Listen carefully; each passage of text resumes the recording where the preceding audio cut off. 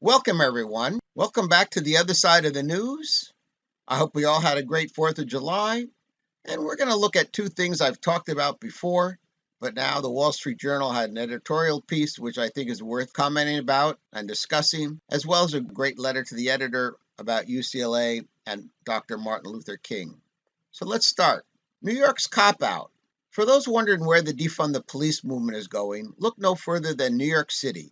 On Tuesday, the city council endorsed Mayor Bill de Blasio's bid to cut $1 billion from the police, roughly 70% of the department's budget. New York isn't the only city moving to defund its police, but it bears particular significance as America's commercial capital. And its funding cuts are especially striking because it comes in a place that implemented the policing revolution that transformed the Big Apple from a crime-ridden metropolis in the early 1990s into what it was in 2014 when Mr. de Blasio was sworn in, America's safest big city. Thousands of New Yorkers are alive today because of this policing revolution's success at reducing the murder rate. That's what I was talking about. In 1992, the murder rate was about 2,300 people killed a year, mostly black people, by the way. In 2014, it was down, I believe, about 200, maybe a little less than 200. You can't count the 2,200 murders. I think there were like 11,000 aggravated assaults, maybe 10 or 11,000 rapes. The city was unlivable, at least for me it was. No doubt the city council was mindful of the protesters gathered outside their building who clashed with police. Far from being happy with the cut, the protesters complained that $1 billion wasn't nearly enough. It never is. When Mr. Blasio first ran for mayor, he campaigned against the police and vowed to end a tactic called stop and frisk. Liberals claimed it wasn't responsible for the reduction in crime, which they attributed to demographics. Yeah, that's because liberals don't like data.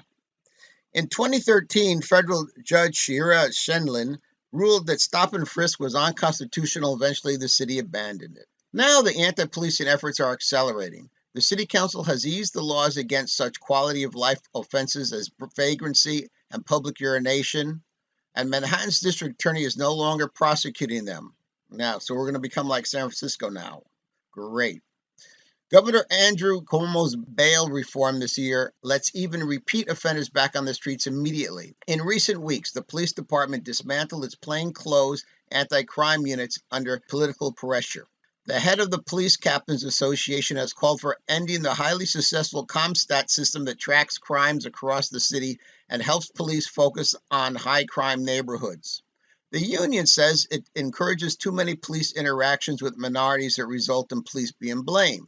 A little aside there, that's certainly true. But the reality is, CompStat, those numbers, that data also held those same police captains responsible for rising crime in their precinct, and that's why crime went down. If you don't keep the data, the first thing you do, when bureaucracies don't like the data they're getting, the first thing they try to do is eliminate the data. And that's what they're talking about here. Without that data, New York City will go back to what it was 40 years ago, which was a mess. The result is already more crime. For the first half of 2020, murders in New York City rose 21% over the same period a year ago. Shootings are up 46% and shooting victims are up 53%. The victims include a 17-year-old high school basketball star, Brandon Hendricks, who was gunned down Sunday night in the Bronx while attending a barbecue. Why don't we have parades for him? Why doesn't he get a memorial? No, he gets nothing, but criminals get memorials in this country.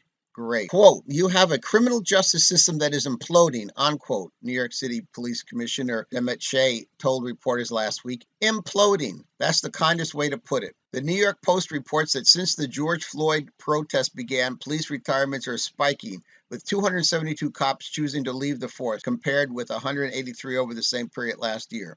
They won't be replaced as the city's budget cuts will forgo 2 of the next 4 classes of NYPD recruits, reducing the headcount by 1,163 uniformed officers out of a total of 36,000. As police retreat from the anti-crime lessons of the last 3 decades, and even from active policing, lest cops be put in the dock, crime rate in New York will bear close watching. If violence and disorder continue to rise, the fault will lie with the rich liberals who empower criminals and then leave the consequences to be suffered by the most vulnerable. That was well said. And let me add one more thing. Again, what the rich liberals don't seem to understand is that it's the poor neighborhoods, it's the minority neighborhoods who are most affected by rising crime. You understand that?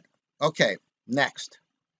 I thought this letter was worth looking at. King's moral vision is a threat to the woke. It is King's message about the foundation for a moral code that is most threatening to leftist academia's relativism. There's a common theme between the discussions of morality and moral law and Daniel Henninger's smiley face liberalism from the June 25th edition of the Wall Street Journal, and notable and quotable Dr. King also on June 25th. Mr. Henninger speaks of the left's erasure of even the idea of a functioning consensus about morality, concluding that in a society untethered to a shared moral baseline, no one today has moral authority. The latter quotes a portion of Martin Luther King Jr.'s powerful and timeless letter from a Birmingham jail in the context of the recent kerfuffle at UCLA, where lecturer W. Alex Harris is under investigation for having the temerity to read King's letter aloud in class, in which King used the N-word twice. One suspects UCLA's microaggression monitors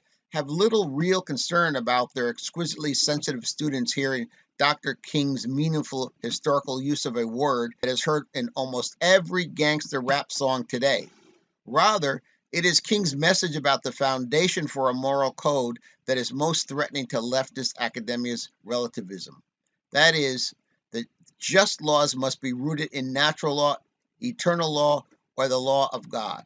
As with the writers of our Declaration of Independence, which refers to the laws of nature and of nature's God, King declared there must be a fixed touchstone or standard against which to determine what laws are moral and just or not. Otherwise, laws can be declared just or unjust arbitrarily, as it suits the ideologically of the loudest or most powerful voice in the conversation. One can only wonder how King himself would have fared if he read his letter verbatim today in a class of those offended UCLA students. This is by Ed Gray Savage in St. Augustine, Florida.